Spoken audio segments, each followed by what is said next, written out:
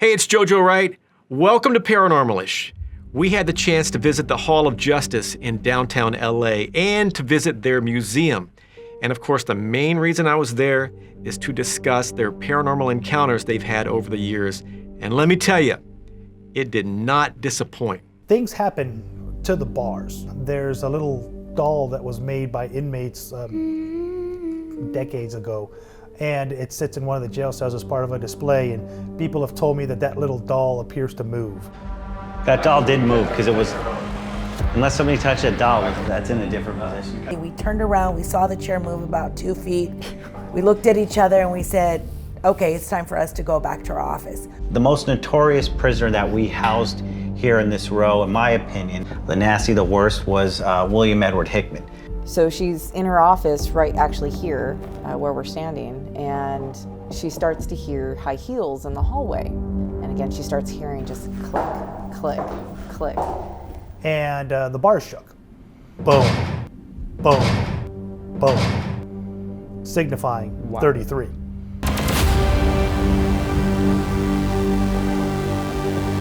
The building we're in has so much history and it's so much death in this, and if you believe that's how haunts work, based on someone dying, they haunt the place, and there's a lot of theories, but this would be the place something like that would happen, Right.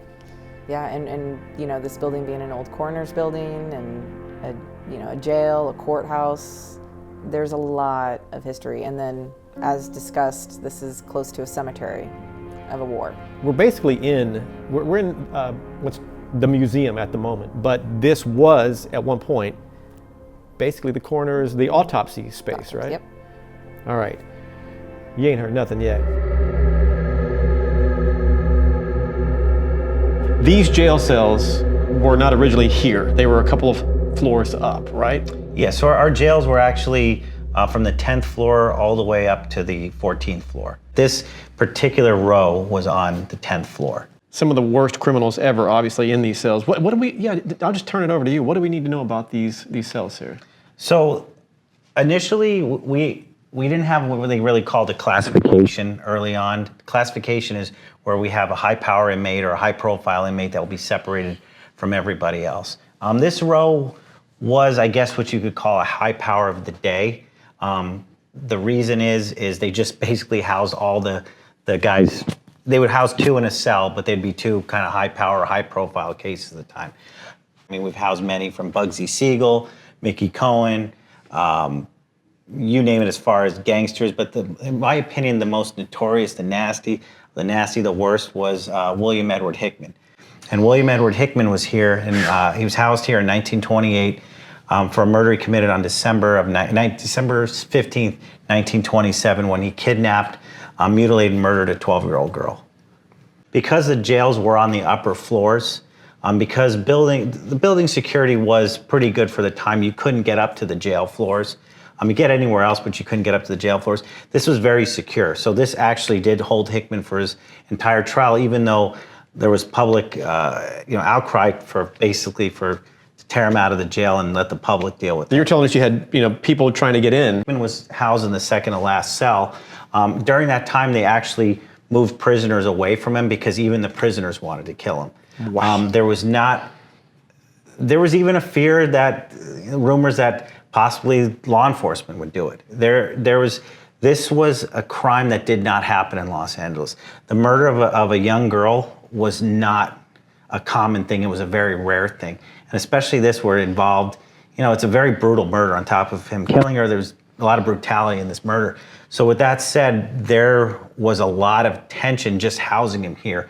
Who's going to watch him? Who's going to protect him?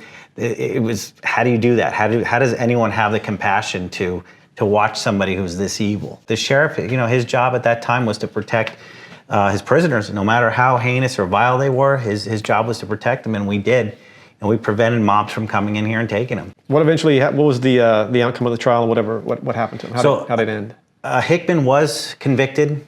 He was sentenced to death. He was sentenced in February of 28, and they hung him at San Quentin in October of 28. So they got right to it. They got right to it. And his hanging went bad. They cut the rope too short, so when he fell through, his leg got caught on the side, and he was kind of swinging around a little bit, and his hanging wasn't swift, it wasn't quick. He didn't break his neck immediately and die, like, which, you know, that's what they built the gallows for. It's supposed to be a quick death. His was very slow. I'm sure nobody really stressed over that too much, I would think. Reading some of the notes of people that were at the execution, after a certain time, the people had seen enough. They said, we just can't watch this. This is going on too long. So, right. Believe it or not, even one of the cops, Dick Lucas, who worked the case, an LAPD officer who considered himself hardened, was basically begging the warden to do something. Like, you can't just let him hang like that. So even him, who was probably the most vocal about how vile this guy was, had a little bit of compassion at the end, because he said this was just going on. This hanging was going on too long. But yeah, once again, that's how justice was back then. It was very swift. It was very quick. We have several inmates that were on this row that were eventually sent to state prison and executed. The first story we're going to cover, the first encounter, it's the spinning chair, right? Correct, the spinning chair. Give me all the details. What do you got? So we've actually had 2 employees experience this spinning chair that miraculously happens in this one part of the building. Late at night, about 2, 3 o'clock in the morning, our unit works 24 hours. And while they're sitting there working at their desk, at an empty desk, probably about 3 or 4 desks away from them, a chair starts to spin at a pretty high rate of speed. And at first they just thought, okay, I'm tired, I've worked a lot, I'm imagining this. And the first employee blows it off, just thinking, I must be hallucinating. And it's still spinning, It's spinning. He leaves the office, he comes back, it's completely stopped now. And he's like, man, I must have been tired. And a couple of days later, another employee that was working around that 2, 3 o'clock time frame sees the same chair at the same desk start to spin. And of course, she's like, this is nuts, I'm out. And goes for a walk, leaves, and eventually they end up telling their stories, and they're like, yeah, it happened to me too. And it always happened at about that 3 o'clock time frame. So what they started to do was actually grab that one chair, tuck it underneath the desk, put the chair hydraulics up so that way it was lodged into the desk, just to stop it from spinning. And none of the other chairs, nothing else was spinning. Nothing else was spinning. It was the same chair, same desk both times. I'm assuming most people would kind of stay away from that. I mean, I would want to sit there, I guess, right? I mean, yeah, we've actually had people sit at that desk, but we don't work at 2 or 3 o'clock in the morning, or at least I haven't experienced it myself. But I don't know. Maybe I'll stay up one night. Oh, so when we talk about notorious prisoners that were housed here, this cell actually belonged to a man by the name of Thomas Charles Evans, who was also known as the Phantom Sniper.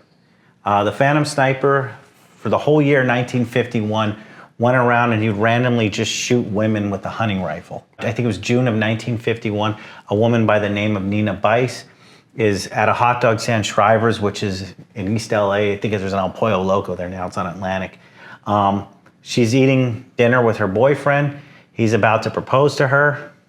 They hear what they think is a car backfire. Her face falls into the food. He goes to pick up her head. He thinks she passed out, being overwhelmed by two. She died immediately. She died at the scene. At that time, Sheriff Bisclus basically pushes his homicide detectives, you got to solve this case. Women are terrified to go outside their home. There's this guy who's known as a Phantom Sniper. No one ever sees him. Eventually, through great detective work, excellent detective work, they catch him. He's so arrogant, he actually signs his confession because he thinks he's going to be this huge star and the public is going to love him, and then they're going to write detective magazines about him. Nobody cares. Once he confesses to the murder, he goes out there, makes his speech to the public in Norwalk that they're safe, they caught me, and 2 years later, he's sentenced to death. Several months later, he's sentenced to death, and he's executed in 1954 in the gas chamber in San Quentin. So we had a group of employees here. They were doing some work, and then one of them picks up an old book kind of thing, and then they start talking about what's in the book. You know, and we're talking a book that was written like 90 years ago, you know. So they're discussing it, and they're like, well, is it 1932 or 1933? The book isn't really clear about this one particular thing. And they go back and forth and they start arguing. So one of the employees, just messing around, throws her hands up in the air and says, "If anyone was around in 1932 or 1933, could you give us a distinct answer on whether it was 32 or 33? And the bars shook. Now, the bars didn't shake in just a rattle kind of fashion. The employees told me it was a very distinct sound, like someone was pushing the bars forward. Yeah, like holding onto the bars and pushing the bars forward. And they pushed them 3 distinct times. Like boom, boom, boom, signifying 33. So being, the kind of people that we are, go around the cells, looking, no one's around. So they just left. They just said, we're done. Just packed up and walked out. And I assume that type of thing doesn't happen often or ever? No. There's other instances where people tell me there's a little doll that was made by inmates decades ago, and it sits in one of the jail cells as part of a display, and people have told me that little doll appears to move. Now, can you imagine that? Yeah, I mean, it's a little Raggedy Ann kind of style doll, and they say it appears to just kind of like shift or move or something to that effect. Nothing like it gets up and walks around, but just enough to put people on edge. Remember that little doll in the cell that they claimed moves from time to time? It moved. That doll did move because it was, unless somebody touched that doll, that's in a different position. Oh, wow. Keep in mind, we were on the other side of the room. Nobody was near the doll. The only way we found out is when our team was capturing B-roll and the doll had changed places. This is the trunk murderous case, right? Mm-hmm. But this is not, just for the record right off, this is not the actual trunk. No, it's basically the same trunk. It's a replica. The originals, which would have been in evidence, we just wouldn't put those out. There was actual bodies in them. Right. Just out of respect, we would not do that. But it just gives you an idea of what she was traveling with, because she did travel from Arizona to Los Angeles with 2 victims in 2 separate trunks. What's the story behind that? Winnie Ruth and her 2 roommates all lived in Phoenix, Arizona. There's a quarrel between them. In the end, she ends up, story goes, she kills the both of them. She then decides to dismember one of them. The other one she was able to fit in a trunk completely, but she dismembers one of them and loads them on a trunk to Los Angeles. Ultimately, her goal was to dump the bodies in the Pacific Ocean. While she gets to Los Angeles, or she's getting off the train, there's blood leaking out of the trunk. The conductor asked her, "What's that?" She said, "It looks like blood." And she said, "Oh, there's venison in there." Well, you can't bring venison across state lines. He said, "Open the trunk up. We'll take the venison out of there and keep the trunks, and all's forgiven." She says, "Oh, I don't have the key. My brother has the key. Let me go get the key." She doesn't come back. The trunks are sitting there. They're just like, okay, well, they decide to open them, and in horror, they discover the 2 bodies in there. And it is graphic. I mean, it's very, very graphical. So she ends up escapes from the train station. Eventually, they do catch her. If you look behind you, those are the trunk tags. Oh, the real trunk tags. The real trunk tags. That's Take them. a peek at that. Signed by her brother. So ultimately, Sheriff McFadden from Maricopa County extradites her back to Phoenix, where she basically spills her guts to McFadden's daughter, his 18-year-old daughter. Winnie Ruth, basically, she's going to hang for her crime. There's a lot of public outcry because the woman before her, who was executed, I believe her name was Dugan, last name was Dugan, during the hanging, her head came off. Oh my gosh. And the public, it's just weird the way the public was back then. They looked at Winnie Ruth and said, wow, she's too pretty for that to happen to. Like, we can't let that happen. So they fought against her execution. If you ever want to look into the case further, it's kind of a weird case.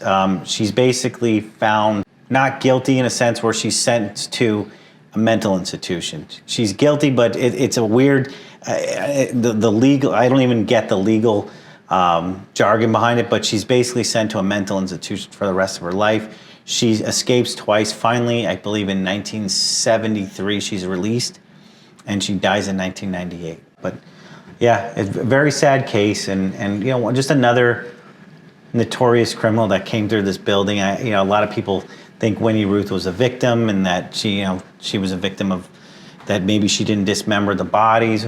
She did confess to murdering at least one of them. She said it was during a quarrel fight. But she was another person that was housed in this building. She was housed with the females up on the 13th floor. Once again, keeping names and faces, all that anonymous, but you work for the Hall of Justice. Got a couple of stories here. I want to start with the one, I guess we'll call the lady on the 8th floor. So it's known that back in 1938, there was a female that had gone to the 8th floor. And the 8th floor is where we have our executives. And there was this female who decided to end her life by jumping off the 8th floor window. And she had landed on Spring Street, but the corner of the building on Spring Street. In the evenings, mostly at nighttime, no specific, it's just random nighttime darkness, that they can see a female looking out the window on the 8th floor, where it's believed where she had jumped out. No kidding. So on random times, but in the evening when it's dark, they do see a female looking out the window. And okay, so if someone were to look up from the outside, I mean, who's shutting lights off on us here? Well, that's not you? When that happened, we were all in shock because it just shut off. Are they censored?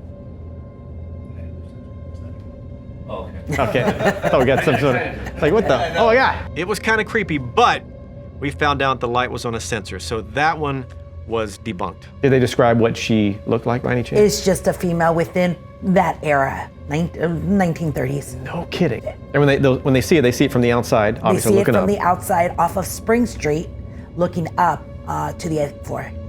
Do people frequent that area a lot, or is that a place where like personnel hang out a lot? No, it's personnel, specific individuals that are only allowed up there. Gotcha. And so the sheriff's department individuals you're talking about, they would know if somebody's on that floor. Yes, and they working would or know not. who would be there.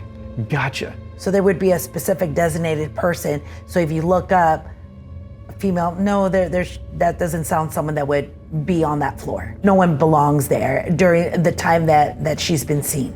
All right. Fascinating. This is, probably one of the focus points as far as, memorabilia. Negative, awful memorabilia, obviously. This is who? So this is some of the clothing that we recovered from the Night Stalker Richard Ramirez case.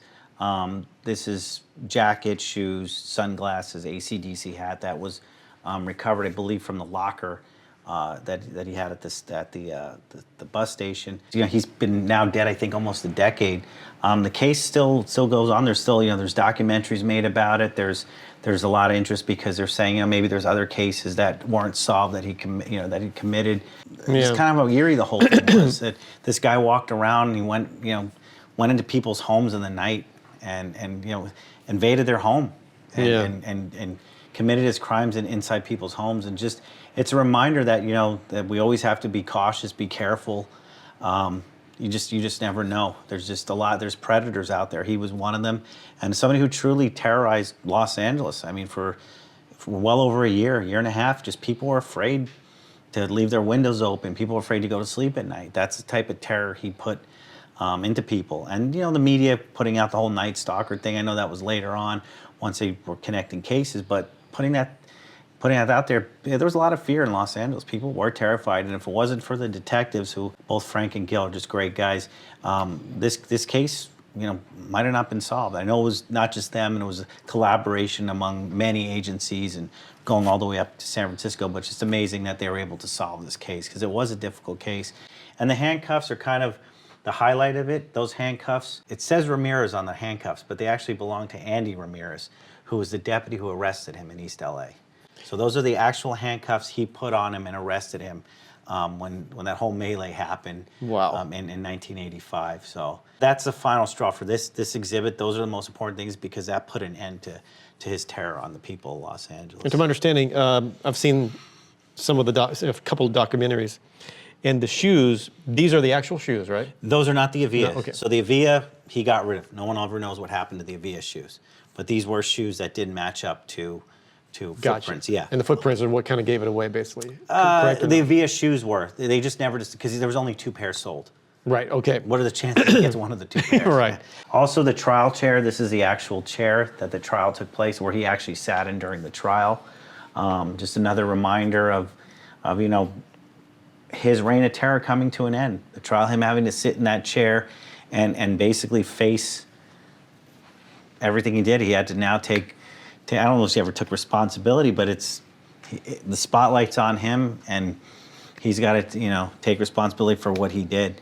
And this is where he sat when he was sentenced.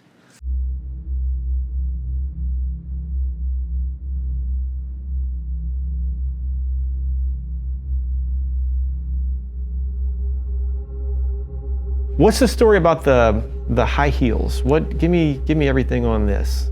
So we had an employee that had worked in an event, was coming back fairly late, not the witching hour.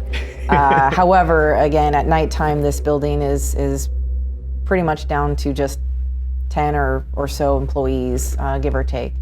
And Which is wild to think, because this building is so big. For only 10 or so people to be in here is... Yeah, 11 o'clock at night, 12. It's not open to the public. The DA's office isn't here, so forth. And so she's in her office, right actually here, where we're standing, and she starts to hear high heels in the hallway. And so she's sitting at her desk, and she's like, okay, nobody should be coming up to my door. And there's only one way close to this office to get into the museum. So she goes out into the hallway, absolutely nothing there. She sits back down again, and again she starts hearing just click, click, click. And obviously we've had quite a few women brought in here as well, some famous, some not so famous, and but she's heard it so often that she doesn't. So it's a recurring thing. Yeah. When's the last time that you've heard of that? For this employee, it was probably a year and a half ago was the last time she's heard it, but she's not here typically in those hours. Wow. She's usually here during the daytime. And just playing devil's advocate, nobody could have run in, hid somewhere. I mean, there's just nobody there. Yeah, we've got cameras all over in the hallways. That's true, being the Hall of Justice. Absolutely nobody was in the hallways. This story sounds fascinating to me. I've only heard a bit of it, but the little girl in the bathroom. So one of my partners who is now have been promoted, she was working a graveyard shift here at this building. And she was working alone. She went to the restroom. The building had already closed. There was no one here, so it was empty. So she knew by her. Is that? Clicking sound? Yeah. That's not anything from us. That's, okay, you heard that too, right? I heard that. In the middle of the interview, we start hearing these clicking sounds. So it was empty. So she knew by her. It's empty. So she knew by her. Is that? So we start asking, what is that?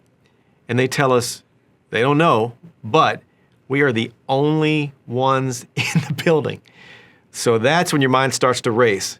What are we dealing with here? That humming sound, that's like either a helicopter. I heard. Yeah, I hear the. It's like a clanking. Yeah, like a clicking or. Sound, that's nothing around here that we have that will clank other than. Like chains or anything or doors or nothing. Okay. So you'll hear random things like, and we'll just be like this. The building's empty. The building's empty. That is. So you guys all. We're the only ones here, and we would be the only ones working. Right. Our unit. Okay, because I clearly heard that. So. Okay, and this once again, this room is basically, or was, a space for autopsy, coroner's office and such. Oh my God! All right, so back to your friend goes to the restroom. So she goes to the restroom. Obviously, the building is closed. There's no one here. It's a graveyard shift. Of what I remember, she stated it was roughly about 1, 2 o'clock in the morning. And as she was in the restroom, there's individual stalls. She goes in. All the doors are open. Doesn't appear for them to be closed or anything like that. And she enters one of the stalls. Knowing that she's the only one there and doesn't hear any doors from the restroom being opened or anything like that, she hears briefly a little girl, the voice of a little girl. She was a bit confused, knowing what time it was, knowing that the building was closed. You know, she thought maybe she was just imagining it, but because she heard it for a long period of time, she thought that was odd. So she rushed out from the stall and noticed that all the doors were still open and no one had entered, and she's like, oh, I'm by myself. So she rushes out of the restroom, you know, goes back to where she was working, and obviously we all, the next shift that came in, she told us her experience. When she told us, you can tell that she was stunned, a bit frightened, because she knew she was by herself. She knew no one entered the bathroom. She clearly heard a little girl's voice, and she just had no explanation. So she just ran out as quickly as she could, not really wanted to explore the incident. It seemed like at first she was thinking, like, how did a little girl, I mean, I don't want to put words in her mouth, but you would think that, how is a little girl in this bathroom this time of night? So did she think it was a real person, or like a real little girl? She clearly said it was the voice of a little girl. That's why she was a bit confused, knowing that the building was closed, knowing that no one would be here, and there's no reason why a little girl would even be in the building at that time. I bet she would, you know, you have to go to the restroom when you're at your job. You would probably I'm sure pick she a different had second right? thoughts next time, like, going by herself. I'm going to one down the hall, yes. You know. Special thanks to everyone at the Hall of Justice. You guys were absolutely amazing. The stories were riveting. The museum is phenomenal, and we plan to go back because this is just the tip of the iceberg, and you should go check it out too. For details on the Hall of Justice Museum, check out the website right there. And we'll see you on another episode of Paranormal-ish.